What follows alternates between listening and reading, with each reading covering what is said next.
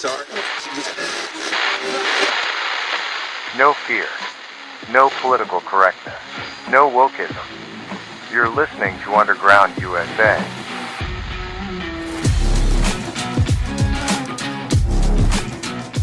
Thanks for downloading, listening, and sharing. My name is Frank Salvato. Before we get into this segment of America's Third Watch, I wanted to comment on the disturbing rhetoric that is resurfacing among some of the more radical members of the Democrat Party, specifically Alexandria Ocasio-Cortez, Maxine Waters, and Jamal Brown. At a recent rally in the South Bronx, Ayok and Bowman, you remember Bowman as the scofflaw who put everyone's life in danger by pulling the fire alarm in the U.S. Capitol building to prevent a vote from taking place on the House floor. They recently headlined a rally in which their rhetoric was unacceptable in the least and actionable at best. And Maxine Waters, a race-baiting fraud from California, has made several inflammatory statements about Donald Trump and his supporters. In May, Waters fearmongered that right-wing organizations connected to Trump were training up in the hills somewhere to attack if Biden won the election.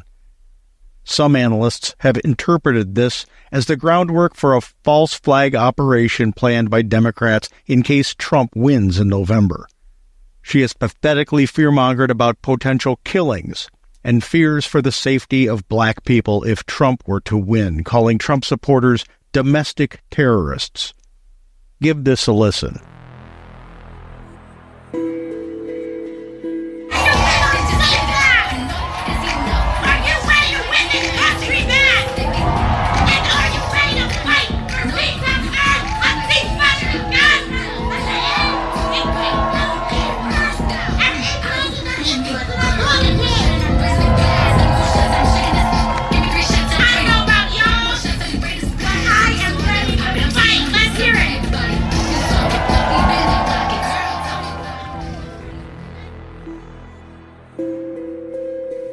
I'm very concerned not only about my safety and not only about the safety of members of Congress. I'm concerned about the safety of so many people in this country, particularly people of color. Trump has said that if he does not win, it's going to be fraud. And because it's going to be fraud, there's going to be blood in the streets. He threatens about a civil war, and he threatens there's going to be violence. So I say all of this talk is motivational with many of those who are racist, who are sitting at home listening to him, and they're taking him up on his threats even before the elections take place. And so it's about thousands, maybe millions of people, being threatened and being at risk because of Donald Trump and his desire to wreak revenge on anything and everybody. I'm going to ask the Justice Department to tell us what they're going to do to protect this country against violence if he loses. I want to know about all of those right-wing organizations that he's connected with, who are training up in the hills somewhere and targeting, what communities they're going to attack. Let's stay the course. Let's make sure we show up wherever we have to show up. And if you see anybody from that cabinet in a restaurant, in a department store, at a gasoline station, you get out and you create a crowd. And you push back on them. And you tell them they're not welcome anymore, anywhere. I am the hip-hop congressman. People ask me why I got a foul mouth. What am I supposed to do? You coming after me. You coming after my family. You coming after my children. I'm not supposed to fight back. I'm not supposed to fight back. We're gonna show them who the fuck we are.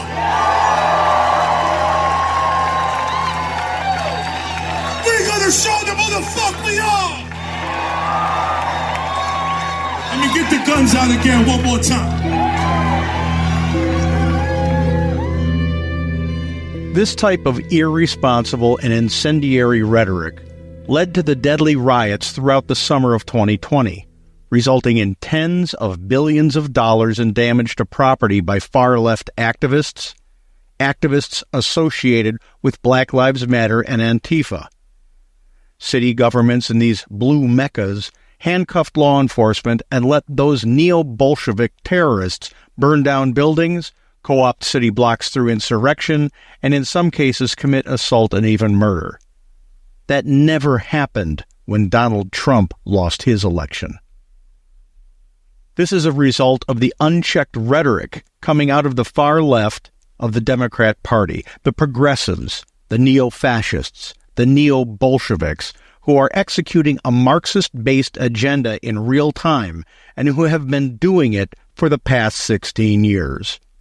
They're hiding behind the First Amendment to justify incendiary rhetoric as political speech. While the First Amendment may protect their right to espouse violent rhetoric, words that incite violence and mayhem, with that right comes consequences when laws are transgressed by those who are doing the inciting. The U.S. Supreme Court holds that citizens have a right to free speech under the First Amendment, but not if that speech is used or meant to produce imminent violent conduct or is likely to do so. Under 18 U.S. Code 2101, incitement to riots and violence includes the acts of organizing, promoting, encouraging, participating in a riot, or urging others to riot, a federal crime punishable by up to 5 years in prison. In California, Penal Code 404.6 makes it a crime to incite a riot, even without direct participation in violent acts. In New York State, Penal Law Section 240.08 addresses inciting to riot. According to this law, a person is guilty of inciting a riot when they urge 10 or more individuals to engage in tumultuous and violent conduct likely to create public alarm. This conviction is punishable by up to 364 days in jail and a fine in the amount of $1,000 or double what the defendant gained from the crime. I'd ask why Ayak, Waters, and Bowman haven't been charged with inciting violence and encouraging rioting, but I believe we all know the answer to that question. Blue urban areas and blue states have politically weaponized the judicial system, and the established prosecutorial double standard benefits the Marxist revolutionaries masquerading as Democrats. Ultimately, these reprobates are enabled by those who elect them. And until that electorate is literally harmed by the violence Ayak, Waters, and Bowman, and people like them, promote, it is unlikely they'll be held accountable at the ballot box for their crimes. But one thing is guaranteed.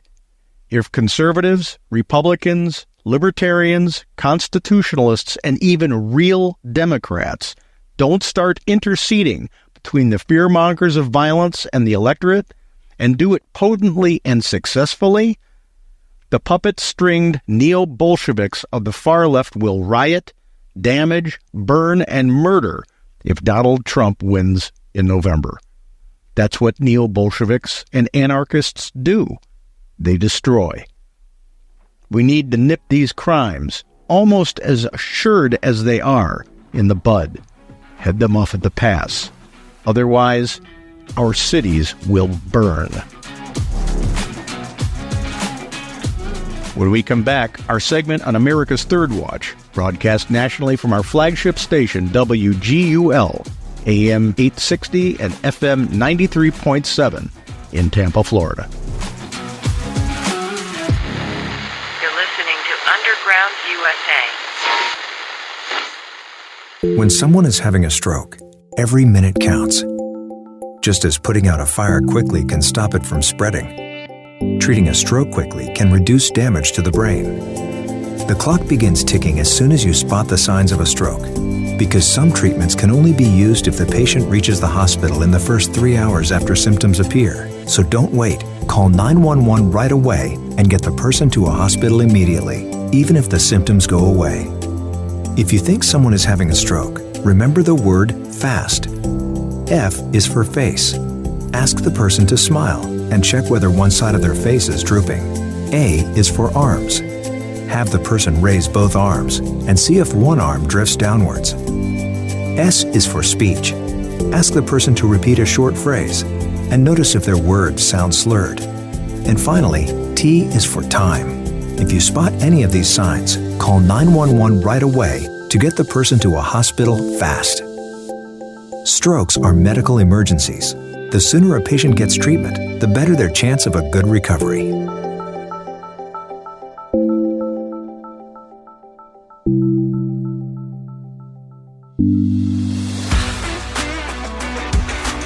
News, insight, passion.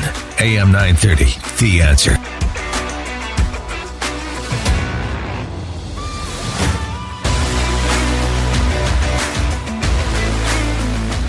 Here we are again. It's the beginning of a great week of broadcasting. We've got a lot to talk about. But before we get into some of the other stuff, I don't know if you had a chance to see the Maxine Waters interview. I think it was on MSNBC, where she says if Donald Trump gets elected, there'll be more violence and, quote unquote, more killings. You know, honestly, it sounds like a Saturday Night Live kind of a spoof, but it's real. Well, Maxine Waters, you have to take with a grain of salt because she's got the IQ of a turnip. But that said, she's following the playbook that they've given to everybody, their marching orders, which is fearmonger, fearmonger, fearmonger. Doom will happen if Donald Trump is elected president for a second time. The world will split in two, the oceans will drain, the sun will explode. That's their stock in trade this time around is fear, fear, fear, fear, fear. And the only thing that throws a wrench into that machine is that he's been president before, and nothing like that happened because Donald Trump was the president. Now, we had riots in blue cities by ultra blue groups, and the blue demographic, but I didn't see any Republican groups or conservative groups or groups that adhere to the Constitution or even libertarian groups going out and burning down cities and assaulting people or shooting at people or burning things down. Did you? No, I did not. Oh, yeah. So what Maxine Waters says is if Donald Trump gets elected, Democrats are going to riot. And that's exactly, I think, what the upshot is. But it's interesting, too, Frank, because nobody ever challenges her. And she's the one who said, about 5 years ago, if you see someone from the Trump administration, get in their face, bring a crowd, push back on them, tell them they're not welcome. I mean, that sounds pretty intimidating, and there's no, of course, worry about it could ever get out of hand. Yeah, and that mirrors what AOC is doing now. If you saw that rant on social media where she's just screaming unhinged at the top of her lungs about getting out there and getting in the fight.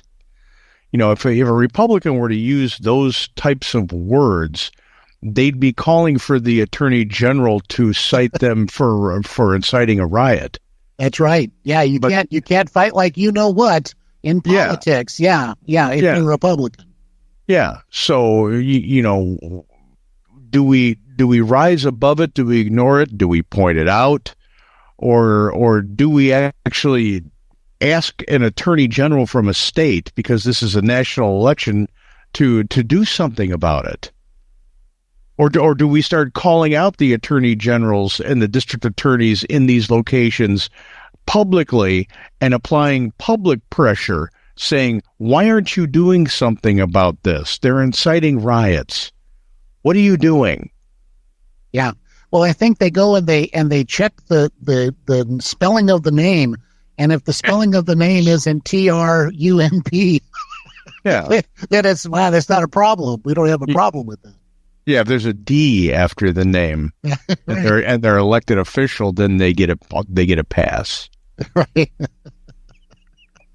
Well, we're laughing a little bit, but because it's so true, this is the problem. It's completely out of whack. And And Maxine Waters, everybody's been giving her a pass for even being elected. She didn't live in her district. Right. That's exactly right. So I could, by that thinking, you or I could run against her in her district. She'd be crying foul like you can't believe. Exactly. Well, of course she would, but she's become a permanent fixture. And then again, as I said, nobody ever challenges her on stuff like that. But again, that's all part of the message. As you mentioned, everything's going to go, haywire if Donald Trump gets elected, but it'll go haywire for them because suddenly they won't be the ones in power. And, it's unthinkable to them. No, Maxine Waters, she's a permanent something, that's for sure. Well, I'll tell you what, when we come back from the break, Frank, I'd like to ask you a little bit about Alan Dershowitz, and he's made a great point, by the way, about the violation of rights, not only for President Trump, but for you and for me, because President Trump is still under the gag order. I don't know that it'll be lifted anytime soon, certainly not before Thursday, I would think, because you would expect that there would be some kind of questions about this, or it would come up at the debate, because Joe Biden, the first thing he's going to say is convicted felon 34 something. He won't even be able to say what they are because we don't know what they are. Yeah, it's these voters, isn't it? Because we actually are seeing a shift, or an expansion, maybe that's a better term, an expansion of the focus on Trump, but now it's all part of the 74 million people who will vote for Donald Trump, and somehow they're all completely, crazy as well. I mean, it just never ends, does it? So you would think that they would want the people who they suspect will vote for Donald Trump to have all the information that they would need before November, before they go into the voting booth. But yet they maintain a gag order so he can't speak.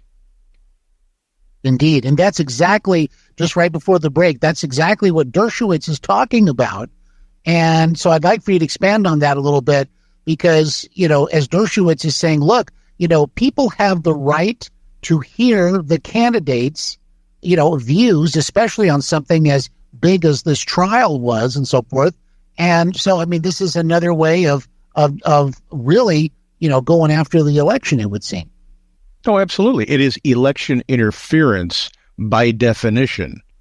They're preventing a candidate from talking to the people and asking for their vote. So if this is happening and it is a crime, and the left insists that it is, then a federal judge should be able to issue a bench warrant for the judge in that case up in New York, saying you will appear in my court because you have violated the law and are committing election interference, or I'll hold you in contempt. Indeed. But the right doesn't think like that. We don't think about employing lawfare because it's a shyster thing to do. Mm-hmm.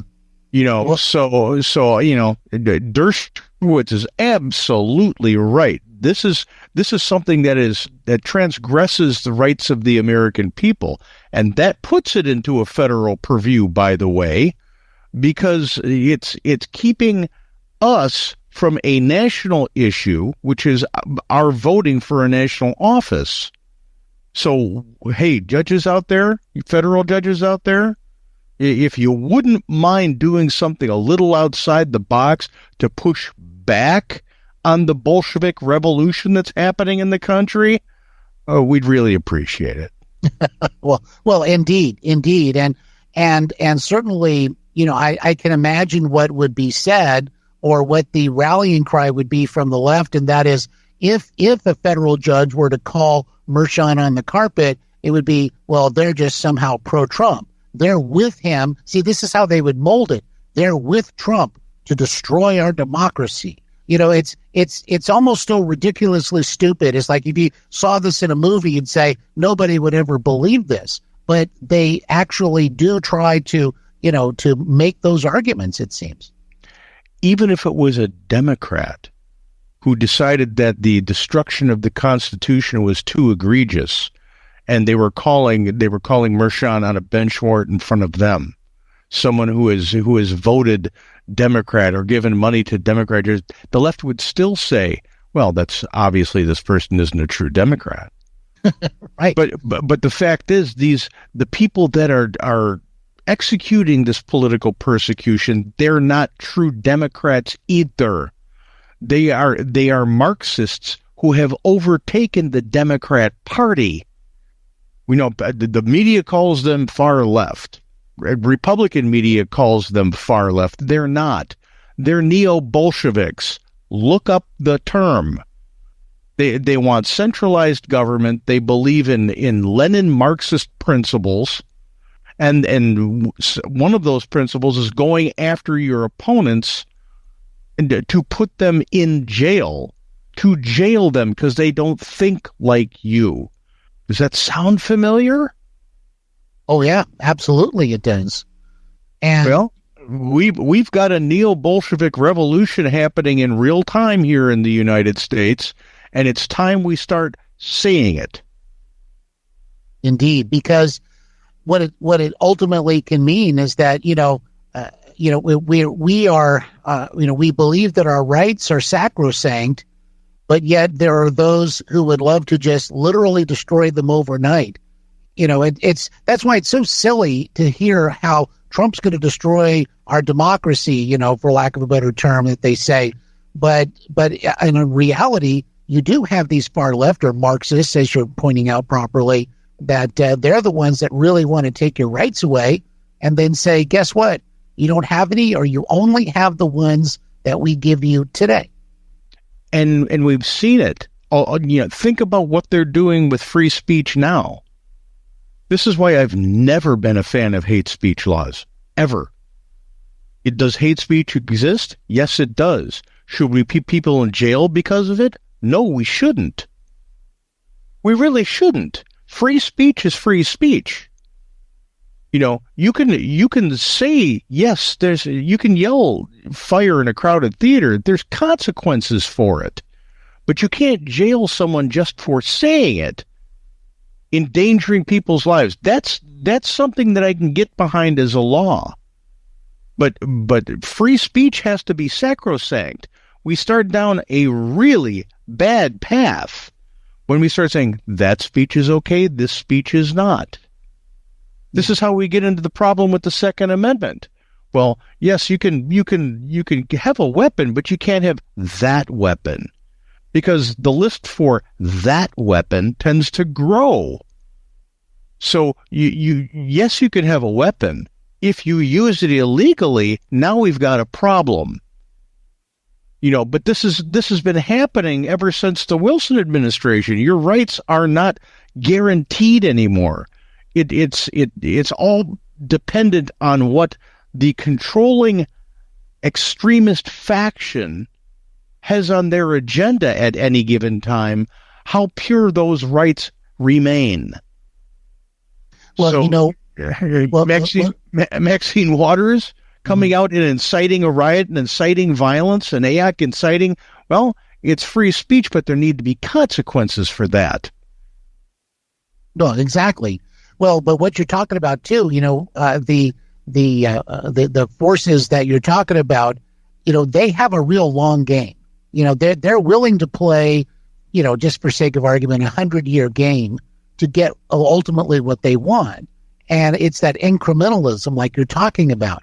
You start chipping away at speech, or you chip away at the Second Amendment. So it's not all in one fell swoop until finally, you've chopped enough of the tree out so that it actually does fall. It takes a while to get there, but they ultimately achieve it. Well, it's the frog in the boiling pot scenario. Little by little by little by little, all of a sudden you don't know the water's boiling and you're frog legs. And that's what's been happening ever since the Wilson administration.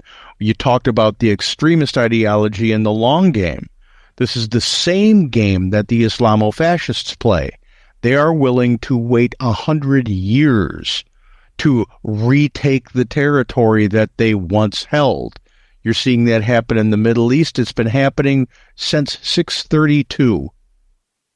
Yep. And the advent of full-blown Islamofascism ebbed and flowed because they understand it's the long game. Republicans, for whatever reason, and conservatives, for whatever reason, say, but the Constitution, it's here, it's protecting us. No, we have to protect the Constitution. That's the long game we have to play. Exactly. And freedom, isn't pretty. It's like Steve Martin once said, comedy's not pretty. Well, freedom's not pretty either. And that's why, the Islamofascists or the Marxists, like you're talking about, they're all authoritarians and everything is fine for them as long as they're in total control, but they can't handle, somebody else criticizing. But in our system, we have that. We have the First Amendment, and they look at it as some kind of weakness, but really it's much more of a strength.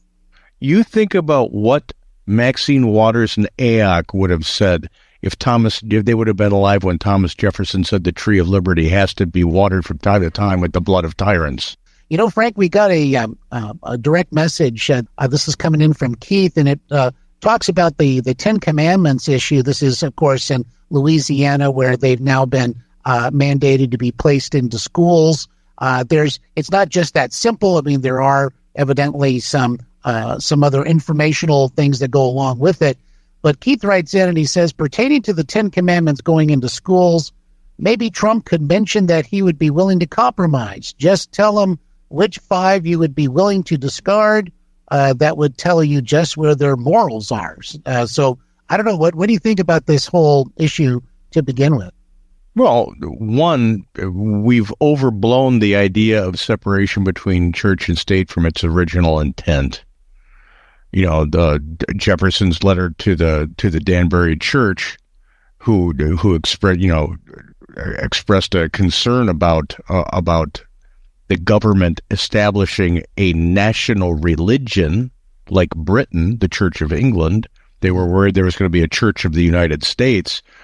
It was rhetorical when he said a wall of separation between the church and state. What he meant was we would never establish a national religion because we were free to practice the religions that we wanted to. That's why the First Amendment says what it does, freedom of religion, not from religion. Mm-hmm. So any principal who wants to put the Ten Commandments in a classroom, it's a teachable moment, even for an atheist, even for an agnostic. It's an opportunity to talk about culture. Mm-hmm. And this was in an SRN sound clip with Trump saying, yeah, they're horrible. It's a horrible set of rules. Thou shalt not kill, thou shalt not steal. Right.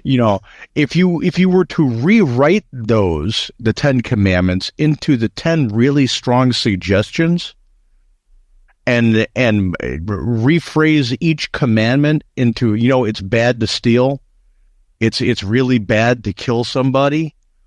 No one would have a problem with it, not even the atheists. But because there's something that religion uses, that infinitesimal number of people who get apoplectic over anything religious in the public square, and they are the extreme minority, they can't have that.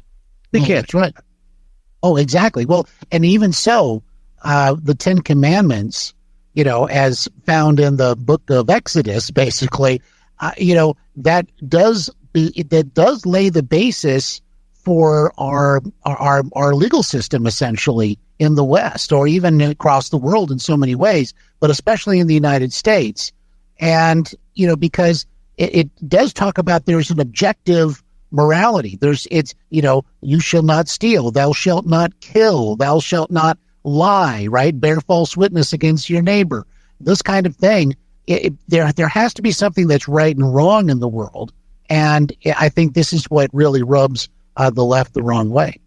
Well, and like I said, it's not the Democrats either. It's the very far fringe of the left in the United States that has a problem with this. The indignantly self-righteous who think they're standing on a principle by purging any semblance of morality from the public square. There's nothing wrong with anything in there. Mm-hmm. You know, you want to argue the commandment that says you need to honor God. You know, it's a teachable moment. Every time we purge something that has to do with morality from the public square, we're losing teachable moments. Every statue we take down, we're losing a teachable moment.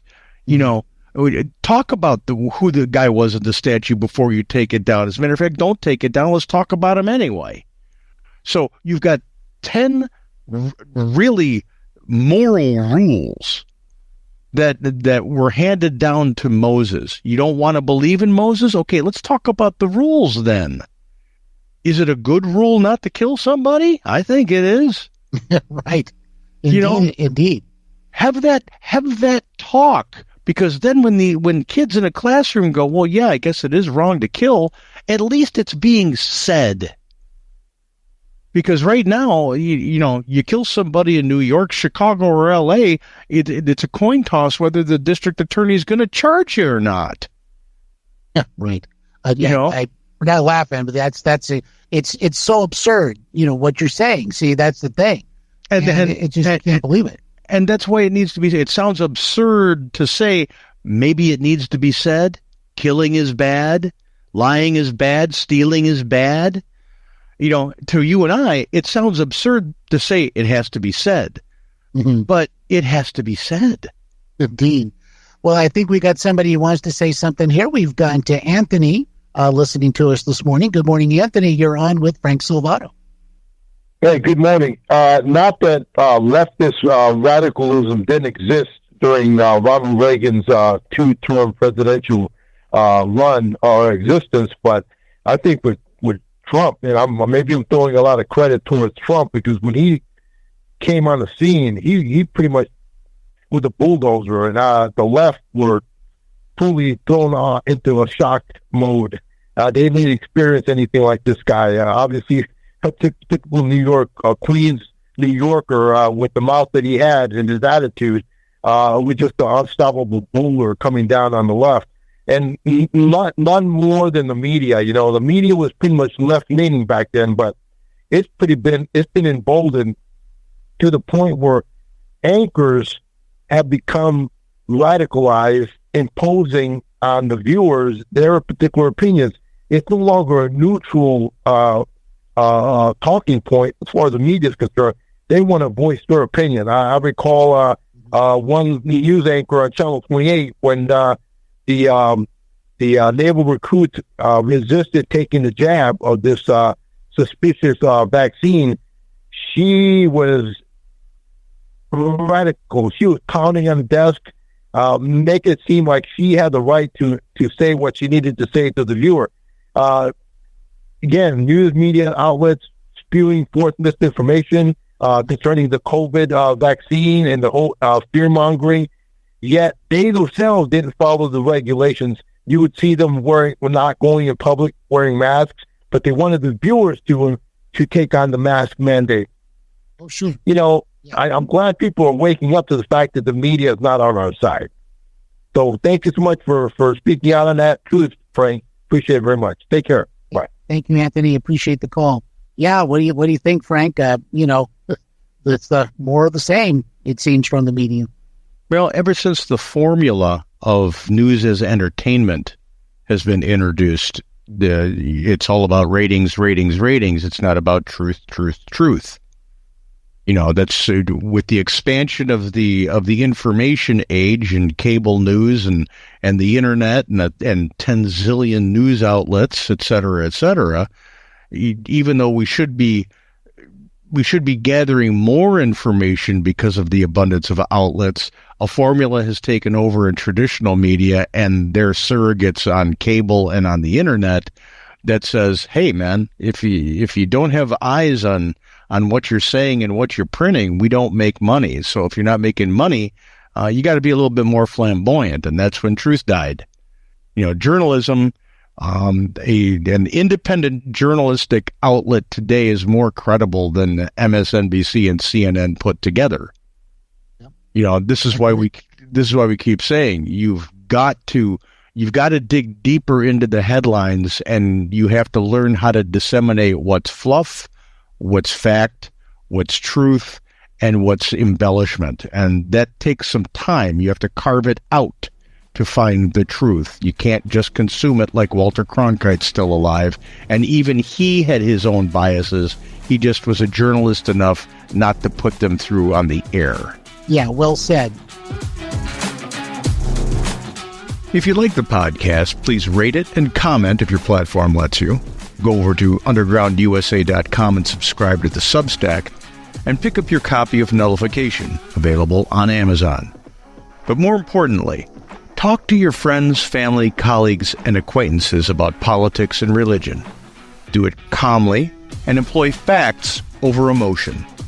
You'll be surprised how much you have in common with a great many of those you talk to. It's something we can all do to preserve the Republic. My name is Frank Salvato, and you're listening to Underground USA.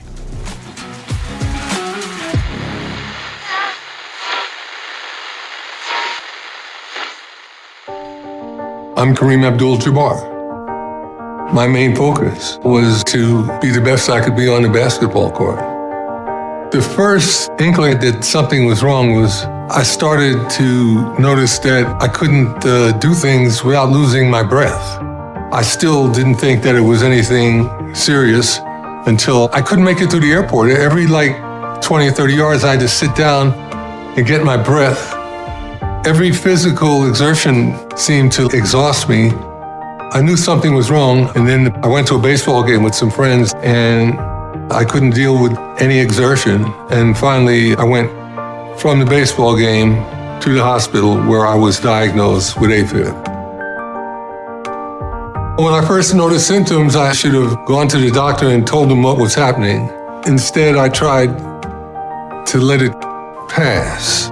It took me listening to the cardiologist to help me get it straight as to what I needed to do. AFib increases the risk of stroke about 5 times. So you need to go and find out what's happening. You need to know all of it, and you need to deal with it. It took me a while before I got wise. The No Time to Wait campaign expresses the urgency that people need to find out if they have AFib. I want my experience to help others understand the symptoms of atrial fibrillation. I didn't pay attention to my symptoms, which kept coming and going, or discuss them with my doctor. Experiencing irregular heartbeat, heart racing, chest pain, or any other AFib symptoms, including shortness of breath, fatigue, or lightheadedness, you should talk to your doctor. When it comes to your health, this is no time to wait.